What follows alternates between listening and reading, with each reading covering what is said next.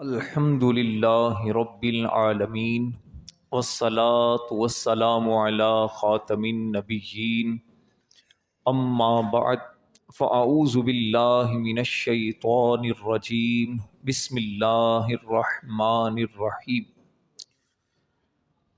میرے اور آپ کے نبی صلی اللہ علیہ وآلہ وسلم کا فرمان ہے، بروز قیامت اس کی دہشتوں اور دشوار گزار گھاٹیوں سے جلدی نجات پانے والا شخص وہ ہوگا جس نے کثرت کے ساتھ مجھ پر درود پاک پڑھے ہوں گے۔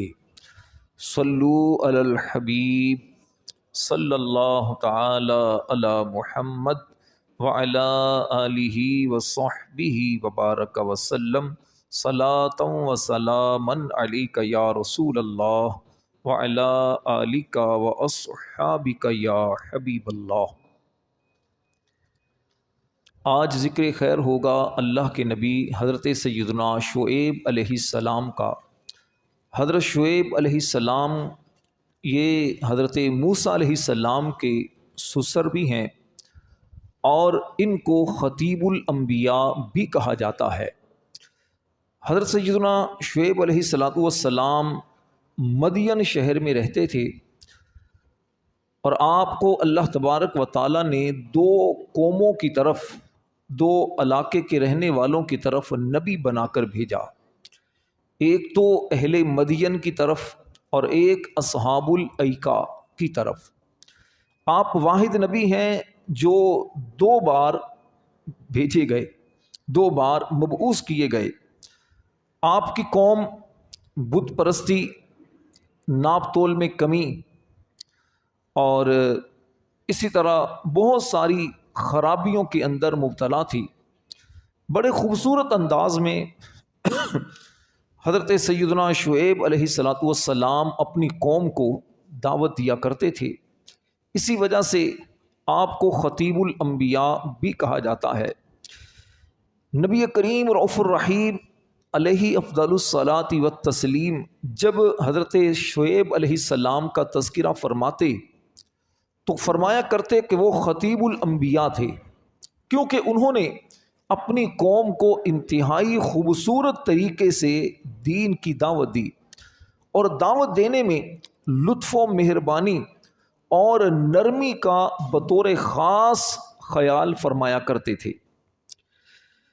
اللہ تعالیٰ نے آپ علیہ السلام کو دو قوموں کی طرف رسول بنا کر بھیجا، ایک اہل مدین اور ایک اصحاب الایکا کی طرف۔ حضرت اکرمہ رضی اللہ تعالی عنہ بیان کرتے ہیں، اللہ تعالیٰ نے حضرت شعیب علیہ السلام کے علاوہ کسی نبی کو دو مرتبہ مبعوث نہیں فرمایا۔ آپ علیہ السلام کو ایک بار اہل مدین کی طرف بھیجا جن کی اللہ تعالیٰ نے ہولناک چیخ اور زلزلے کے ذریعے گرفت فرمائی، اور دوسری مرتبہ اصحاب الایکا کی طرف آپ کو نبی بنا کر بھیجا گیا جن کی اللہ تعالیٰ نے شامیانے والے دن کے عذاب سے گرفت فرمائی۔ مدین کا مختصر سا پہلے میں تعارف آپ کے سامنے پیش کرتا ہوں۔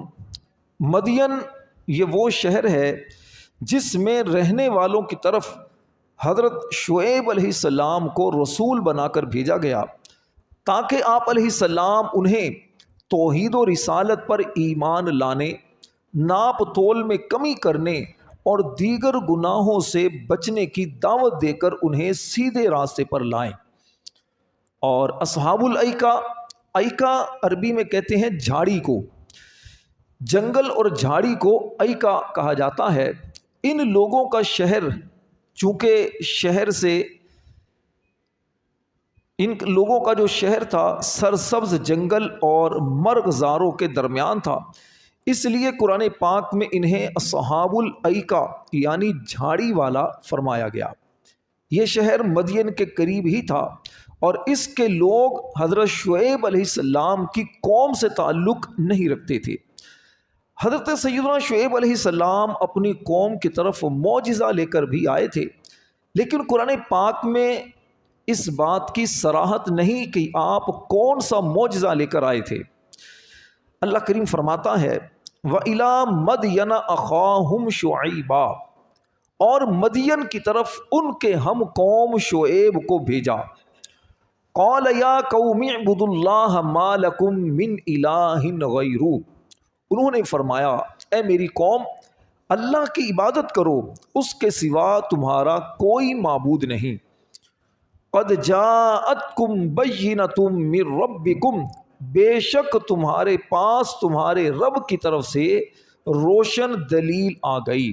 اب یہ روشن دلیل کیا تھی یہ اللہ جانے، قرآن میں اس کی تفصیل موجود نہیں ہے، جیسے اور انبیاء کرام علیہ السلام کے معجزات کا بیان ہے، موسیٰ علیہ السلام کے معجزے کا بیان ہے، آپ کے عصا کا، آپ کے ہاتھ کے روشن ہونے کا، عیسیٰ علیہ السلام کے معجزات کا ذکر ہے، اسی طرح اور اللہ کے نبیوں کے معجزات کا ذکر قرآن میں ہے۔ لیکن ایک آپ کا معجزہ وہ یہ بھی ہے کہ آپ علیہ السلام نے موسیٰ علیہ السلام کو بکریاں جو تحفے میں دیں تو اس میں آپ نے یہ فرمایا کہ یہ بکریاں سفید اور سیاہ بچے جنیں گی، چنانچہ جیسا آپ نے فرمایا تھا ویسا ہی ہوا۔ قرآن کریم میں آپ کی 2 شہزادیوں کا ذکر ہے، ان میں سے ایک حضرت موسیٰ علیہ السلام جلیل القدر اور اولو العزم رسول کے نکاح میں آئیں، حضرت سیدہ صفورہ رضی اللہ عنہا۔ آپ علیہ السلام اپنی قوم میں انتہائی امانت دار شخص کی حیثیت سے معروف تھے۔ آپ خود فرماتے ہیں انی لکم رسول امین، بے شک میں تمہارے لیے امانت دار رسول ہوں۔ دوسرے انبیاء کرام علیہ السلام کی طرح آپ نے بھی دین کی جو دعوت دی تو اس دین کی دعوت اور تبلیغ پر کچھ اجرت کا مطالبہ نہیں کیا کہ میں نے تمہیں یہ سیدھے راستے کی دعوت دی ہے، تم لوگوں کو میں سیدھا راستہ دکھا رہا ہوں تو مجھے کچھ اجرت دی جائے، بلکہ خالص اللہ کی رضا کے لیے آپ نے قوم کو سمجھایا۔ چنانچہ آپ فرماتے ہیں وما اسألکم علیہ من اجر ان اجری الا علی رب العالمین، اور میں اس تبلیغ پر تم سے کچھ اجرت نہیں مانگتا، میرا اجر تو اسی پر ہے جو سارے جہان کا رب ہے۔ نبوت و رسالت وہ اللہ کا انعام ہے جس کا کوئی نعم البدل نہیں، اور یہ انعام اللہ نے اپنے نبی حضرت شعیب علیہ السلام کو عطا فرمایا، معجزات سے نوازا اور اپنی رحمت سے آپ علیہ السلام اور اہل ایمان کو دنیاوی عذاب سے محفوظ رکھا۔ اہل مدین جس کی طرف آپ نبی بنا کر بھیجے گئے، جو آپ کی قوم تھی، اس قوم کے اندر ویسے تو بہت ساری خرابیاں تھیں، لیکن کچھ خرابیاں جو قرآن کریم میں احادیث طیبات میں بیان کی گئیں، میں اس کی ایک جھلک بیان کرتا ہوں۔ اس میں ہمارے سوچنے کے لیے بھی ہے کہ ہمارے معاشرے کے اندر بھی یہ خرابیاں پائی جا رہی ہیں۔ اس دور میں جب اس قوم کے اندر یہ خرابیاں تھیں، ان کو سمجھایا گیا، یہ نہیں مانے تو ان پر عذاب آیا۔ آج ہمارے معاشرے کے اندر دنیا میں یہ خرابیاں عام ہوتی چلی جا رہی ہیں، آج ہمیں بھی سمجھایا جاتا ہے، علماء سمجھاتے ہیں، مبلغین سمجھاتے ہیں، نیک لوگ ہمیں سمجھاتے ہیں کہ یہ کام چھوڑ دو، لیکن لوگ نہیں چھوڑتے، انسنی کر دیتے ہیں۔ ایسے لوگوں کو بھی اللہ کے عذاب سے ڈرنا چاہیے، اور ایک وقت آتا ہے کہ یہ لوگ اللہ کی گرفت میں آ جاتے ہیں، حرام کمایا ہوا مال پھر بیماریوں کی صورت میں نکل جاتا ہے یا پھر ذلت رسوائی کی صورت میں ہاتھ سے چلا جاتا ہے۔ قوم مدین کے اندر جو گناہ جو خرابیاں پائی جاتی تھیں، ان میں سے ایک سب سے بڑی خرابی تو یہ تھی کہ اللہ تعالیٰ کی وحدانیت کا انکار کرتے تھے، یعنی اللہ کو ایک نہیں مانتے تھے۔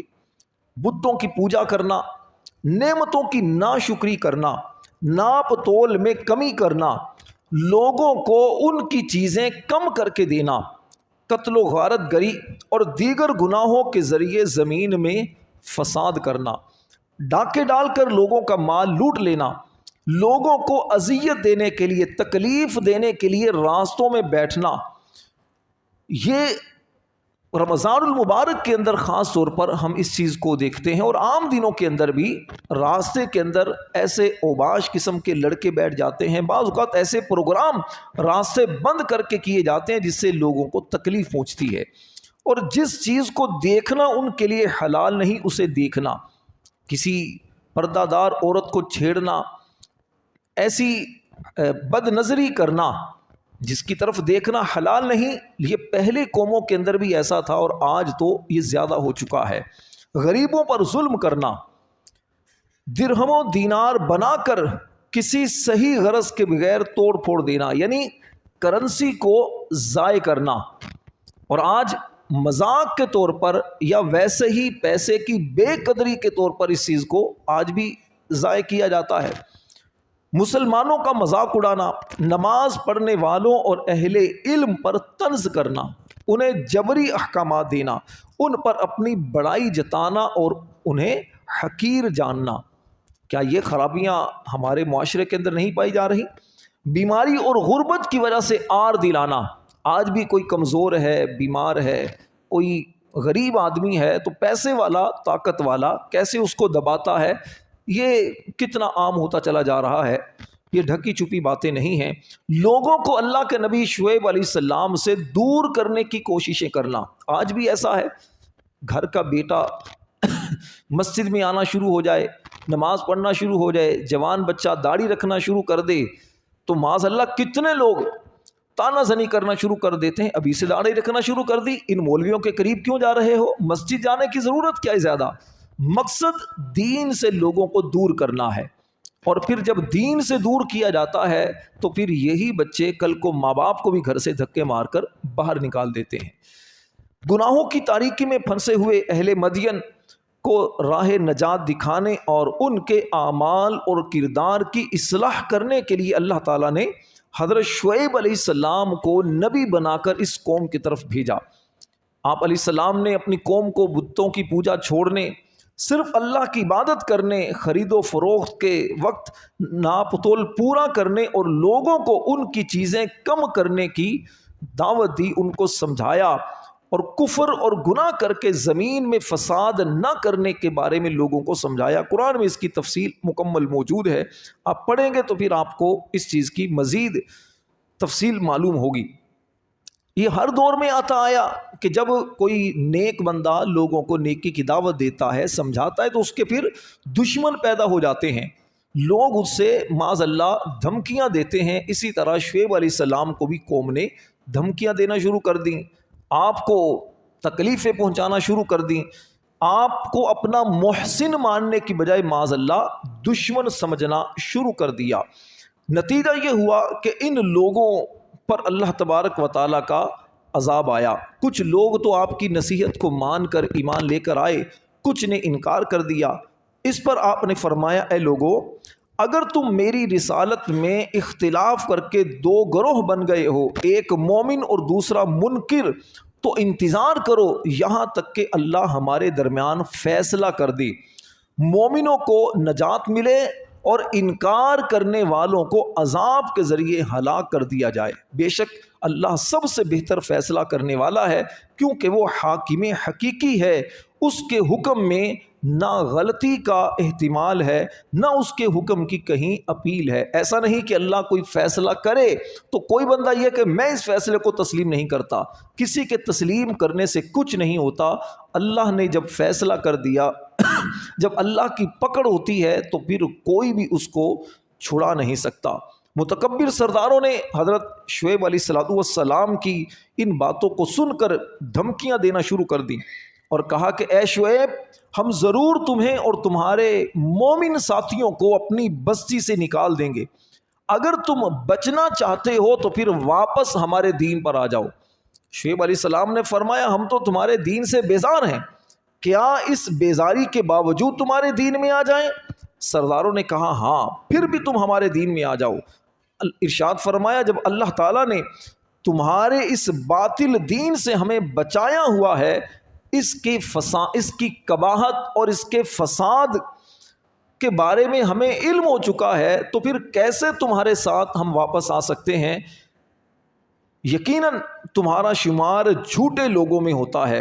تو بہرحال جب قوم نے آپ کی بات ماننے سے انکار کر دیا اور قوم نے معاذ اللہ آپ کو دھمکیاں دینا شروع کر دیں، تو دھمکیوں کس طرح کی دی؟ قرآن میں اس چیز کو یوں بیان کیا، وَقَالَ الْمَلَأُ الَّذِينَ مِنْ قَوْمِهِ لَئِنِ اتَّبَعْتُمْ شُعَيْبًا إِنَّكُمْ إِذًا لَخَاسِرُونَ، اور اس کی قوم کے کافر سردار بولے کہ اگر تم شعیب کے تابع ہوئے تو ضرور نقصان میں رہو گے. یعنی جو لوگ شعیب علیہ السلام پر ایمان لا رہے تھے ان کو دھمکیاں دینا شروع کر دی گئیں کہ تم شعیب علیہ السلام کا ساتھ چھوڑ دو، اگر تم ان کا ساتھ دیتے رہے تو پھر ہم تمہارے ساتھ اچھا سلوک نہیں کریں گے، تم بڑے نقصان میں رہو گے. حضرت شعیب علیہ السلام نے کافی بہرحال اپنی قوم کو سمجھایا، اور جب قوم کسی طرح آپ کی بات ماننے کے لیے تیار نہ ہوئی تو بالآخر آپ نے اپنی قوم سے فرمایا، اے میری قوم، مجھ سے تمہاری عداوت، بغض اور میرے دین کی مخالفت یہ چیزیں ایسی ہیں کہ کہیں ایسا نہ ہو تم پر اللہ کا عذاب آ جائے، جیسے قوم نوح پر عذاب آیا، قوم عاد اور قوم سمود اور قوم لوط پر عذاب نازل ہوا تھا.